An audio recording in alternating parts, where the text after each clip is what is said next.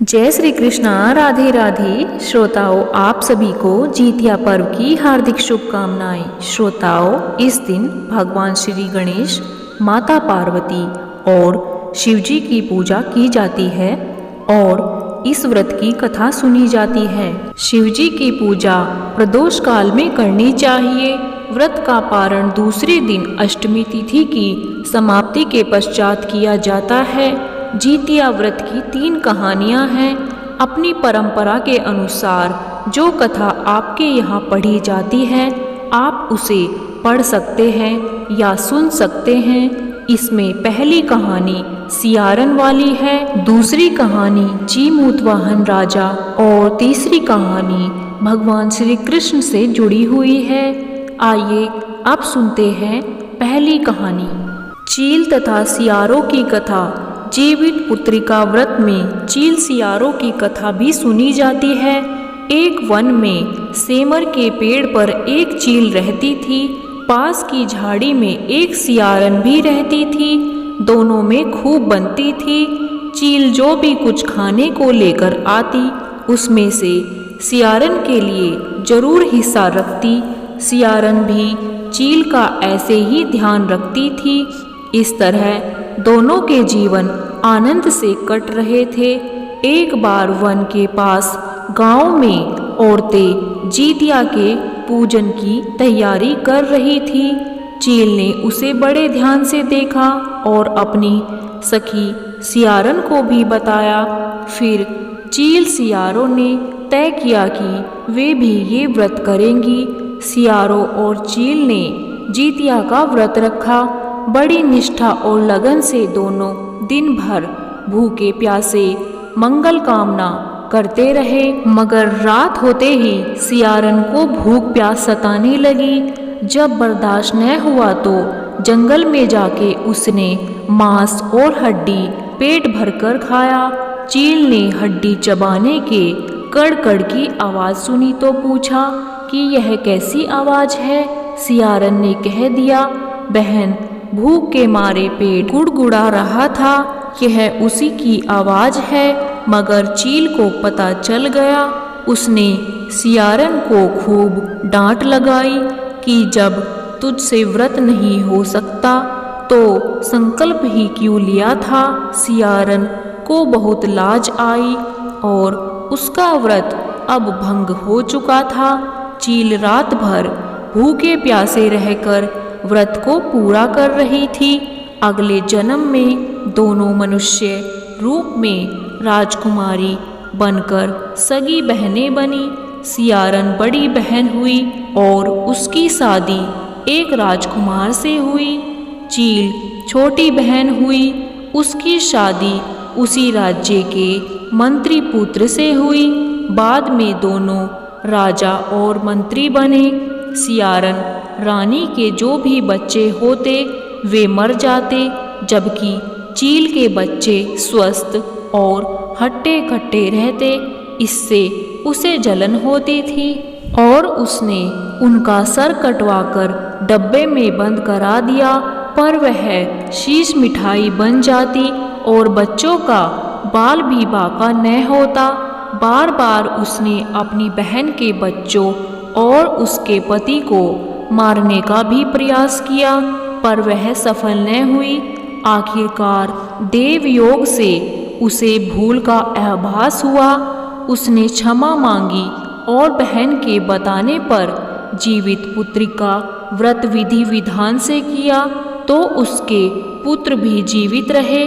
जय श्री कृष्णा। राधे राधे। श्रोताओं, ये थी चील और सियारन की कथा। आइए अब सुनते हैं राजकुमार जीमूतवाहन की कथा। गंधर्वों के राजकुमार का नाम जीमूतवाहन था। वे बड़े उदार और परोपकारी थे। जीमूतवाहन के पिता ने वृद्धा अवस्था में वानप्रस्थ आश्रम में जाते समय इनको राज सिंहासन पर बैठाया, किंतु इनका मन राजपाट में नहीं लगा।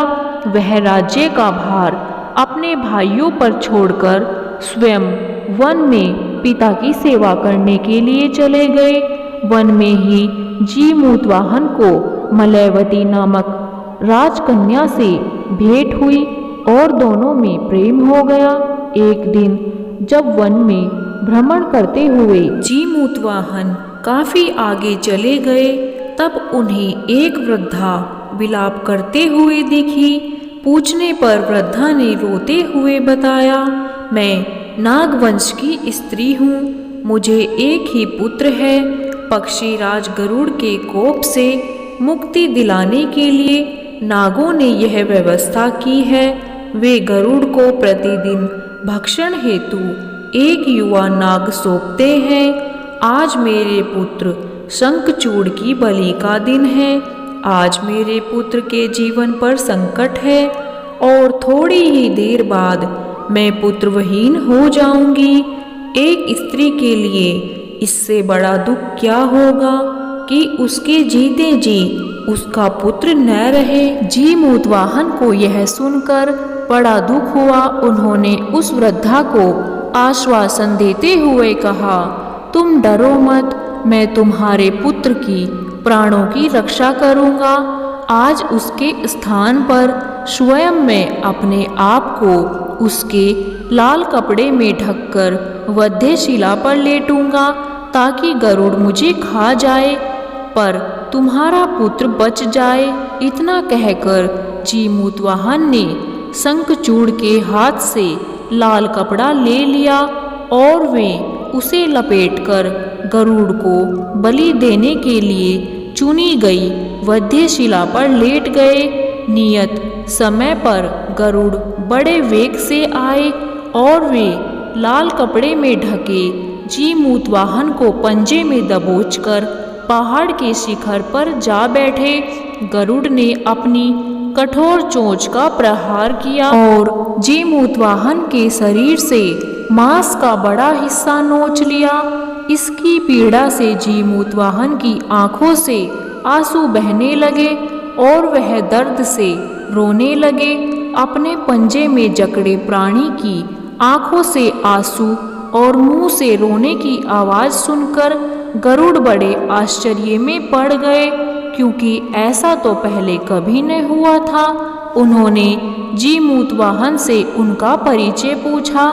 जीमूतवाहन ने सारा किस्सा कह सुनाया कि कैसे एक स्त्री के पुत्र की रक्षा के लिए वह अपने प्राण देने के लिए आए हैं। आप मुझे खाकर अपनी भूख शांत करें। गरुड़ उनकी बहादुरी और दूसरे की प्राण रक्षा के लिए स्वयं का बलिदान देने की हिम्मत से बहुत प्रभावित हुए।